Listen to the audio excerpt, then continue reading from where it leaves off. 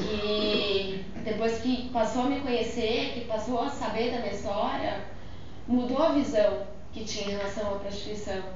Então, se é isso mesmo, acho que valeu a pena. Porque você também é uma em 1 milhão, né? Sua história ficou conhecida para todo mundo, você ganhou muito dinheiro com, digamos assim, a sua esperteza também, porque você fez um blog, começou depois com um livro, soube ganhar dinheiro com isso. Você acha que é difícil até mesmo outras garotas chegarem a esse patamar e também ter esse nível de esperteza para ganhar dinheiro também? O problema é que, assim, o que eu percebi na prostituição é que as meninas, a maioria das garotas de programa, não tem nenhuma perspectiva de vida. Elas ficam no mundinho ali. Ficam no mundinho ali, é um vício, porque não é dinheiro fácil, mas é um dinheiro muito rápido. Um dia, uma menina consegue ganhar 800 mil reais por dia. E aí ela pode ir na manhã seguinte no shopping e torrar os 1.000 reais com sapato. Porque ela sabe que naquele mesmo dia ela vai gastar 1.000 reais com sapato, mas vai voltar lá, para onde ela trabalha, e vai ganhar outros 1.000 reais. Então é um vício. É um dinheiro, assim, um dinheiro ruim, né? Assim, não é muita sorte.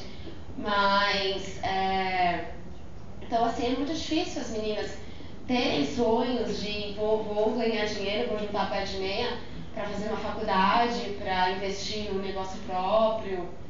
Então, assim, acho que isso que faz com que não existam tantas Brunas Cristinhas, assim. Poderia existir? Porque eu comecei a fazer programa já sabendo que não seria por muito tempo. Quando eu me vi ali e vi as minhas colegas, a maioria delas estava na prostituição há quase 10 anos, eu pensei, mas não é isso que eu quero para minha vida. Eu não quero passar parte da minha vida, uma parte grande da minha vida na prostituição, sendo submissa ao dinheiro, ao cafetão e aos homens.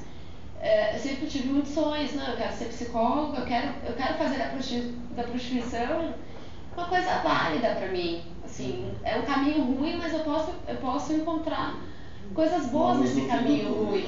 Né? Foi o que você encontrou com o blog e depois com o Doce Veneno do Escorpião, né? Que é esse livro que tem aqui a tarjinha da promoção do livro também, o livro que deu origem ao filme.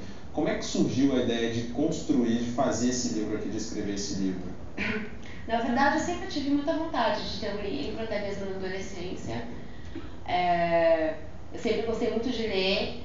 Os meus pais, assim, eu cresci numa família de intelectuais, de pessoas que sempre gostaram muito de ler, sempre investiram muito em si, no conhecimento. Você estudou em bons colégios? Então, assim, eu sempre li muito, por incentivo até mesmo dos meus pais, das minhas irmãs. E aí eu fiquei com essa vontade de ter um livro, só que eu não sabia, isso na adolescência ainda, mas eu não sabia sobre o quê, sobre uma história fictícia, uma poesia, sei lá, sobre com poemas, sei lá. E aí quando eu comecei a fazer programa, uma vez eu comentei sobre isso com uma colega, e aí a gente começou a conversar tudo, e aí ela virou e falou assim pra mim, mas a sua história já é muito interessante, porque eu contei pra ela da minha vida. Essa história já é muito interessante, você não precisa inventar uma história, basta contar a sua que já vai chamar bastante atenção. E eu fiquei com isso na cabeça. E aí um dia eu comecei a escrever já vários textos, já pensando no livro.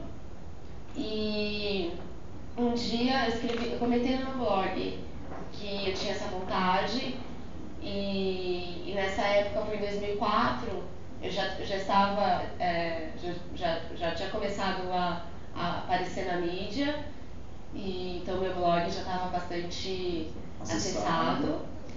E aí o dono da editora, ele acabou sabendo dessa minha vontade e surgiu o convite dele. Porque aqui é da Panda Books, que é do mesmo, daquele do Guia dos Curiosos, que é o Marcelo Duarte, né? O livro é bem interessante porque, na verdade, tem um pouco do blog aqui, não é isso? Sim, são vários tem textos que são do blog, tem textos que escrevi nessa fase antes do blog, mas que eu tinha no computador ou escritos à mão mesmo. E aí o Jorge Tarquini, ele colheu alguns depoimentos meus também, até mesmo para entender a minha história.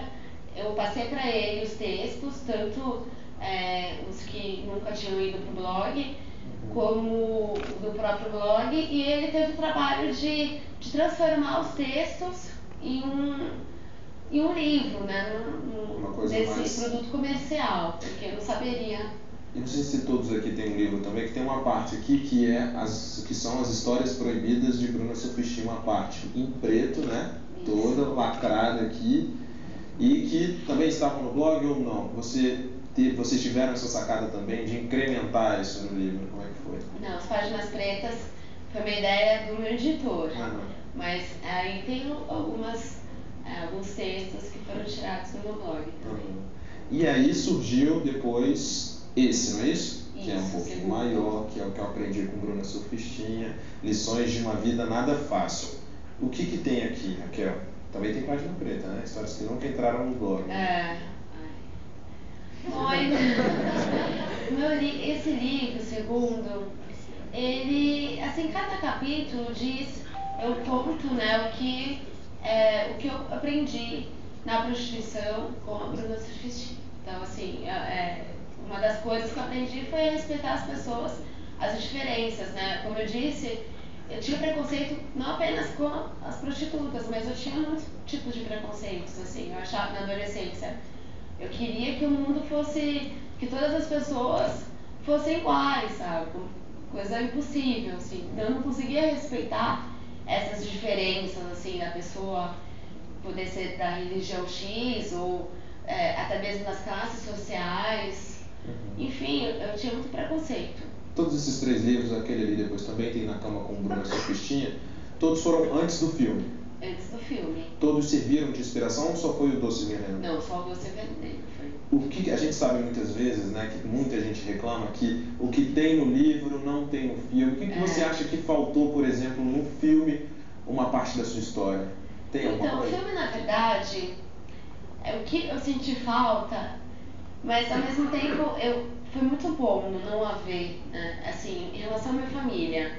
Minha família foi muito poupada do filme, até mesmo porque a exposição que o filme traz para a vida de uma pessoa é uma exposição muito grande.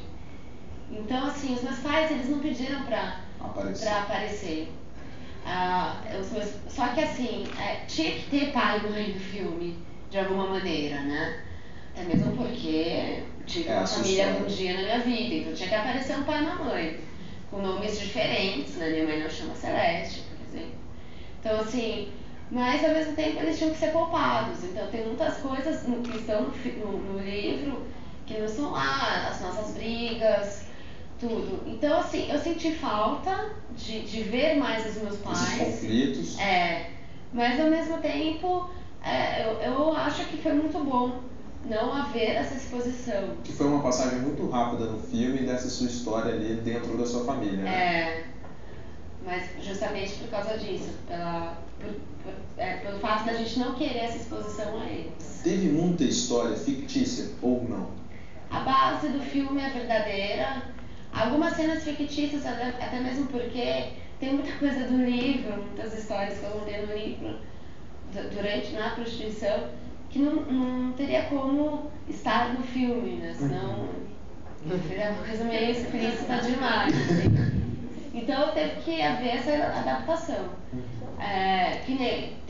Mas assim, eu tenho um irmão no filme e eu não tenho um irmão na vida real, que é uma das coisas fictícias, porque o irmão, na verdade, eu sempre tive muita vontade de ter um irmão e antes da roteirização eu conversei muito com o diretor, com os próprios roteiristas, e aí com o diretor eu conversei com ele, falei sobre nós conversamos sobre diversos pontos da minha vida que eu nunca tinha conversado com ninguém, e ele perguntou para mim o que eu tinha vontade, o que eu tive vontade de ter, de fazer, que eu nunca tive, né, assim, porque não dependia de mim.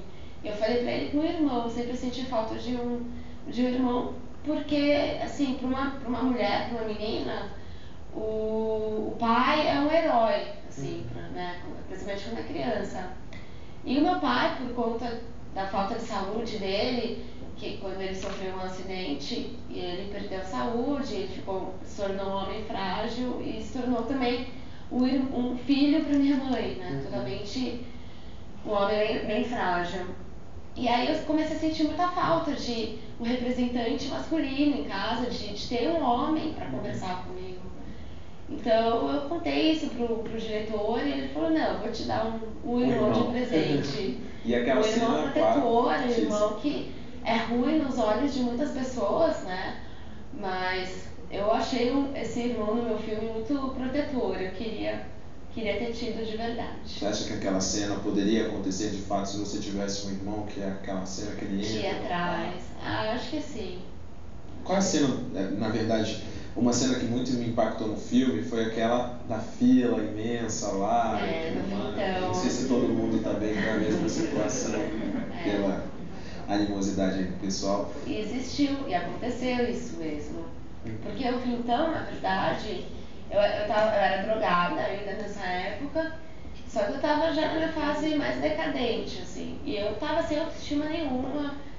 E aí eu trabalhava já no flat, e aí eu deixei de trabalhar, de atender os clientes no flat nesse momento, por alguns dias, porque eu não tenho tempo, não vim tanto por muito tempo. E aí